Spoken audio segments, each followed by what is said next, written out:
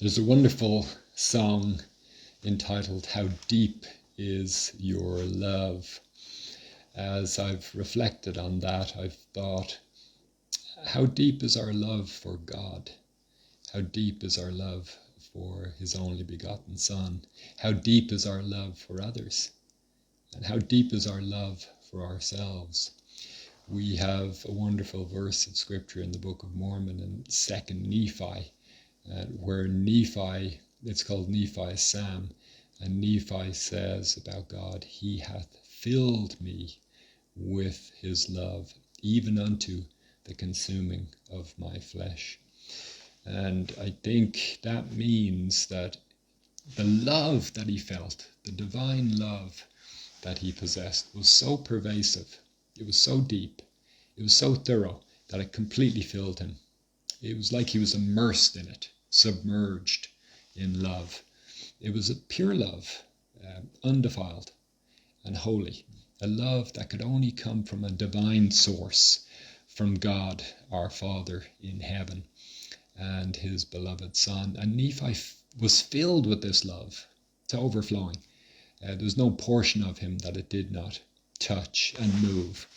And the idea of consuming of my flesh, what I think that means is that his worldliness was reduced, his carnality, his sense of desire for sin, that was reduced because he was filled with that divine love, the love of God, the love that is holy, that is sure and certain.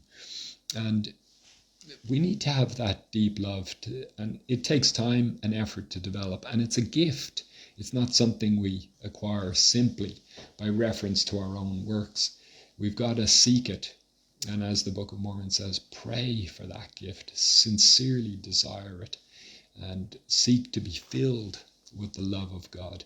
So that love is to be deep, it's to be profound, it's to be all-encompassing, and it's to cast out fear out of our lives and cast out that desire for sin and the desire to do wrong. Nephi had that feeling, and we know he had to love his brethren who tried to kill him, Laman and Lemuel, and also others that were angry with him, the family of Ishmael.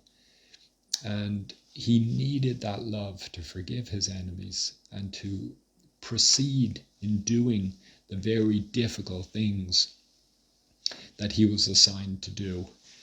We can have that divine love.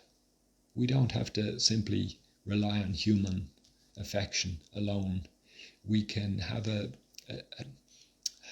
endowment of love from God. He can fill us with his love so that every part of us becomes imbued with the love of God. And that love will affect not just our relationship with God, but our relationship with others, our relationship with ourselves. The love that we have for ourselves will be pure.